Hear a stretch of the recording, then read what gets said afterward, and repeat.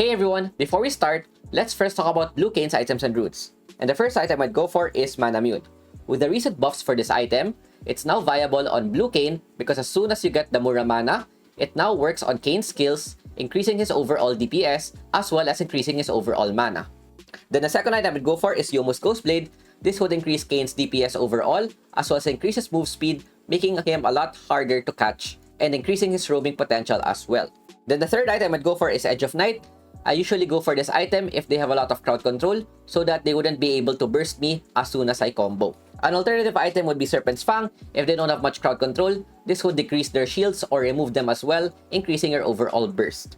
After this, we go with the Ionian Stasis. You could go for the Mercury Threads if they have a lot of crowd control, but usually I'd go with the Ionian Boots so that you could spam your skills a lot more. And Stasis is important because if you're placed in a bad position, you would be able to buy time with the use of your ultimate plus Stasis. Then the next item I'd go for is the Cerulgeous Grudge. You could go for the Mortal Reminder if they have a lot of healing. The reason why I go for this is because it gives me more damage, ability haste, a slow, and armor penetration, allowing me to burst targets even faster. Last item I'd go for is Guardian Angel because if I'm placed in a bad position, I could have a second life at this stage of the game. If your GA is on cooldown, an alternative item that you could go for is the Death Stance or the Sterak's Gauge, depending on the team composition. Going to the runes, the first rune that I would go for is Electrocute. Since we are building Blue Kayn, we would want to maximize our burst potential, and this synergizes well with our kit. Second rune I'd go for is Triumph. This would increase our damage overall as well as give us HP when we are able to get takedowns. An alternative rune that you could go for is Sudden Impact if you would want to increase your damage in the early game, or you could even go for the Gathering Storm if you would want to increase your damage in the late game. But overall, Triumph is a mix of both, which makes you strong early as well as late. Third rune I would go for is Nullifying Orb. Since we are building pure AD, this would increase the shield that we get overall when low HP, preventing us from getting bursted down easily. An alternative rune that you could go for is Bone Plating. You'd only want to go this if they have a strong early game so that you would be able to sustain their burst. Last rune that I would go for is Mana Flow Band. This has good synergy with the Mura Mana, increasing my overall damage, mana, and giving me regen as well. An alternative rune for this would be Pathfinder. If you would want to increase your overall move speed, you could go for this rune as well. But for me, I'd rather go for the Mana Flow Band because of the additional mana that I can get, which increases my overall damage. That is it for Kayn's items and runes, and I will see you guys in game.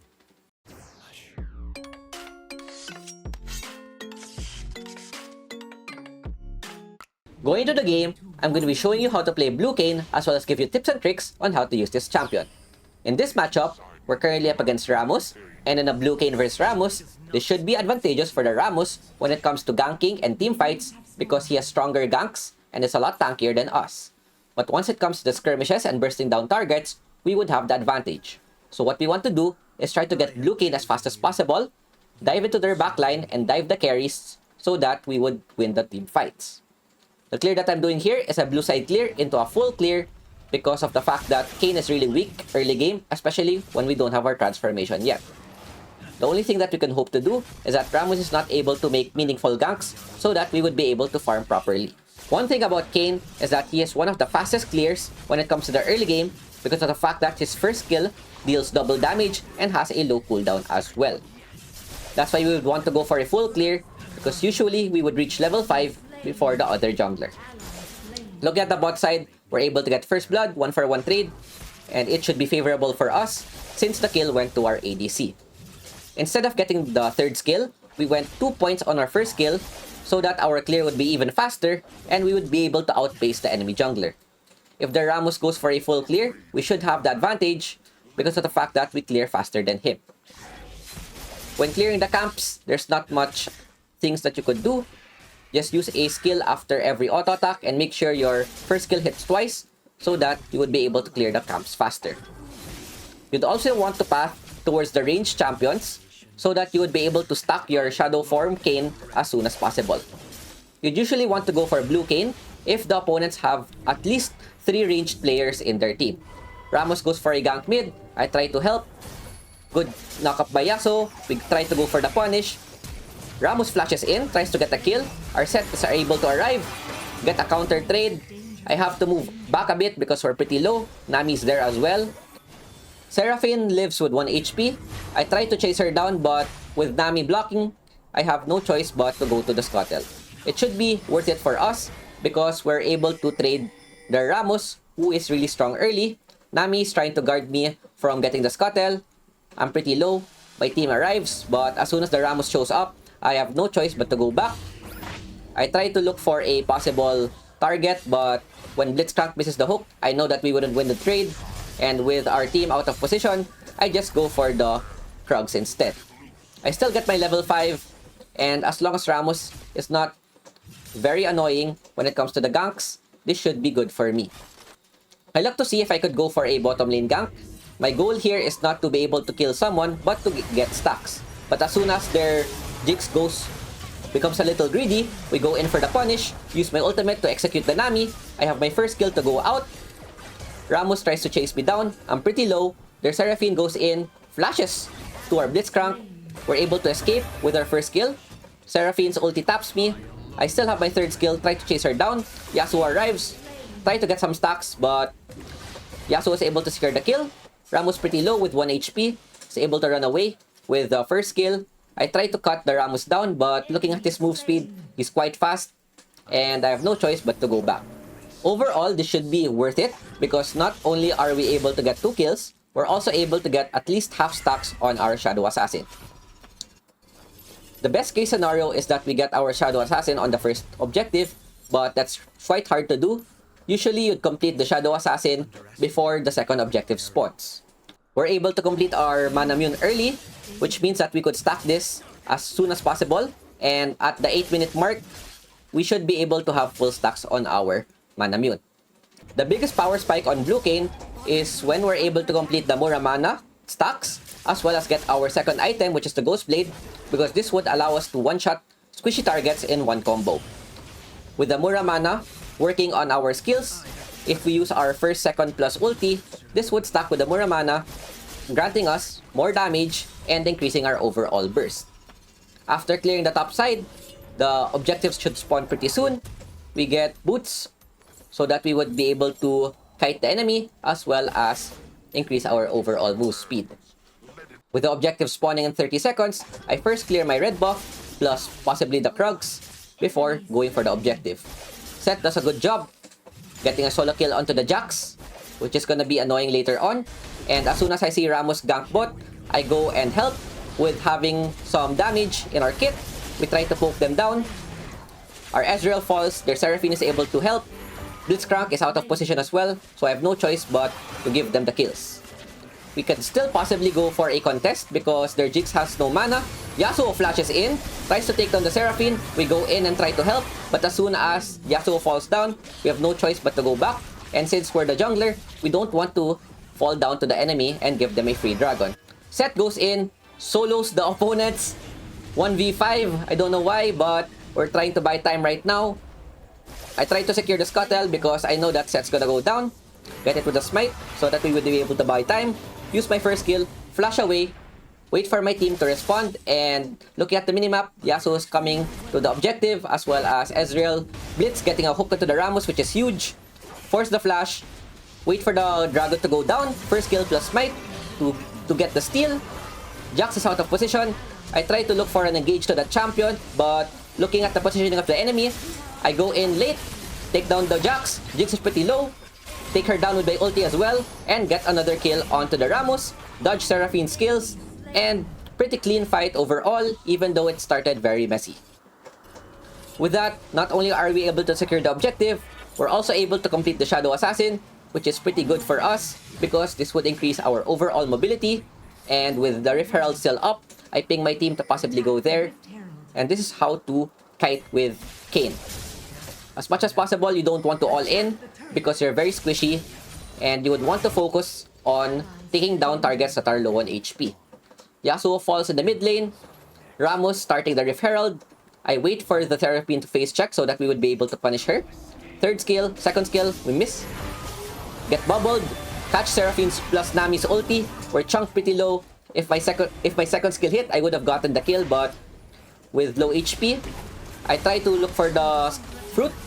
We're able to snag it. And my team is trying to buy time. Try to poke the Ramos down. Seeing the Seraphine pretty low, I use my ultimate to secure the kill. Try to kite the Ramos. First skill to dash through the wall. Second skill to poke them again. And what I'm doing is buy time. Jax goes in with the stun. I still have my first skill. Go through the wall again. I have my third skill to get more HP. Second skill for a possible slow. I try to kite the opponents because I'm pretty low. Our second skill doesn't hit, but it's okay. We're able to buy enough time for our Yasuo to dive the backline, get a triple kill, and we're able to secure the Rift Herald as well. Pretty good win. Kiting the opponents, buying time for our Yasuo to spawn, and arrive at the Rift Herald. This goes to show the power of Blue Kayn. Since we have a lot of low cooldown skills, we're able to kite the opponents as long as we don't get crowd controlled. We secure first tower at the mid lane, invade the Rammus. Blue Kayn is quite good at invading because of the fact that we could go through walls. Place a control ward for safety, look to see if the red buff is up, and as soon as I see it up, I try to take it for ourselves. But Rammus shows up, Jax is there as well. I have to play a bit safe, wait for the blitz hook, secure it with smite. I misclick the blast cone, but I have my third skill to avoid a possible taunt. And as soon as I see Seraphine, I go to the wall, use my first skill to escape, and showing you the potential of Blue Kayn when it comes to invading. Rammus goes in. I don't have smite. Most likely he would be able to secure the blue buff. Uses flash.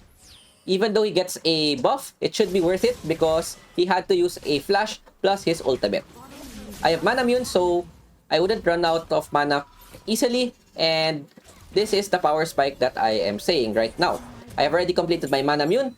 I bought my Ghost Blade for more movement speed, and now I'm pretty strong when it comes to the team fights.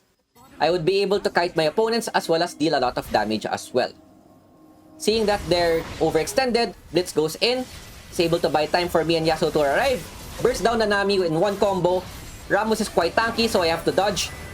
Go for the backline instead. Ultimate the Jinx, take her in one combo, and the Seraphine as well. Look how much damage I'm dealing. We get a quadra kill. And this is how strong Blue Kayn is once you're able to complete 2 items. With 4 members down, I go and invade the Gromp. I know that we would be able to take the tower at the bot side. Go back to our own camps, try to get our next item, which is Edge of Night, so that we would be able to avoid the Rammus taunt as well as the Seraphine crowd control. With this item completed, our clear is quite fast as well, with a second skill plus first skill, instantly clearing the camps. And what I want to do now is to recall, buy my items, then look for any possible targets that I could assassinate. We go for the recall, buy the Edge of Night. This item makes us a lot harder to catch since we have a magic shield. This would make us a lot more threatening when it comes to the team fights. With dragon spawning soon and seeing that it's an infernal dragon, this is something that we would want to get. We clear the raptors before it spawns. Look at the bot side, there's another fight that's happening. Smite the raptor. We have our third skill to be able to help our team. Yasuo goes in. We're able to take down their ADC. Tornado hits the Nami. Follow up with their second skill. We force the flash. First skill to go away. Seraphine goes in with the ulti. Nice hook by Blitz, putting the Nami pretty low as well. And we use our third skill for vision. Yasuo flashes in, gets a kill onto the Nami. We have to play safe a bit. Poke them with a second skill plus first skill. Take down the Rammus with their ultimate. And Kayn is very scary when we're able to get free hits. Even though our Yasuo falls down, we're able to get an ace. With this, we're able to get a free dragon plus a possible push onto their mid lane. Seth goes in for the push. We have to be careful of Jinx ulti. Secure it with the smite. We still have our Edge of Night. And we go back, buy Merc Threads just in case their crowd control hits, so that the CC wouldn't last very long. Usually I would go for the Ionian Boots, but looking at their lineup, they have a lot of crowd control. That's why I went for the safety Mercury Threads. Our top camps are up. We go and secure our blue buff. And with the Ice Dragon, the Blast Cone is now an Ice Cone, wherein it freezes the monster or enemy that hits. After securing the blue buff, we go for the Gromp, going for a safety clear before doing anything else. And once we reach our level 13, our ulti will be a lot stronger. Rammus is a bit tilted, is now inting. We go and get the free kill. And at this point, we're already 11-0, almost level 13. Get the Scuttle. And with the Baron up, it's something that we could secure. Use our third skill for vision. Look for enemy targets. As soon as I see Jinx out of position, go in for the second plus first combo. Ultimate for the finisher. Jinx lives with 1 HP. And this is one of the weaknesses of Blue Kayn. if we're not able to burst down the target in one combo, then there's a high chance that we would get bursted down. Very unfortunate. I could have bursted down the Jinx, but one item that counters Kayn's ulti is the Veil. I was wondering why I wasn't able to one-shot the Jinx, but as soon as I saw Nami's item, she had the Veil, which counters the damage of our ultimate. The opponents are able to push down mid, and we give a shutdown, which is quite risky. They're also able to get some kills. Possible throw. Yasuo gets pretty low. Set is there to try and help. My team is buying time. Yasuo able to get a double kill. With the Set arriving, we would be able to win the team fight. I use my third skill to go through the obstacle pretty quickly. Use my second skill to secure the kill onto the Ramos. I have my third skill to look for the Jinx. My Edge of Night counters Jinx's second skill. I look to go for a chase, but Jinx is quite far, and I ping the Baron instead. Yasuo goes in, tries to look for a kill onto the Jinx, but she's able to escape with 1 HP. We go to the Baron instead, place a control ward just in case they would want to go for a contest. And with their jungler spawning in 12 seconds, this should give us enough time to be able to secure the Baron.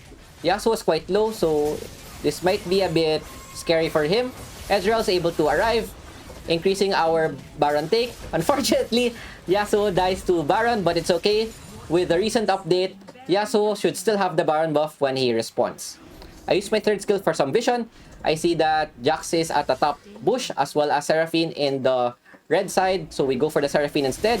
We would be able to burst her in one hit. Unfortunately, the Veil saves her again. We dodge Seraphine's ultimate, use our third skill to dodge the Jax, second skill for the slow, and with all of the mobility that we have, we bait the opponents. Set is able to take down the Jax. Ramos inting again, since we're able to kite them, and this should allow us to get the mid inhibitor as well as the bot inhibitor towers. Set gets another kill. Loki actually doing a lot, and this forces the opponents to surrender, giving us a win. This is the potential of Blue Kayn. With all of the mobility that we have, we're able to easily kite the opponents. Get the victory for our team. Our team did pretty good as well. 80% Kayn and Grandmaster, which is pretty good. Unfortunately, we don't get MVP. Yasuo gets it because he's always able to clean up the fights due to us buying enough time for him. Looking at the stats, we're able to deal a lot of damage. Plus, look at the damage taken. 12, 1, and 6. Pretty good overall. And this goes to show how strong Blue Kayn is. That is it for me. I hope you guys enjoyed the video, and I will see you guys next time. Peace out. Ciao, ciao. I'm finally facing it all. Fearless.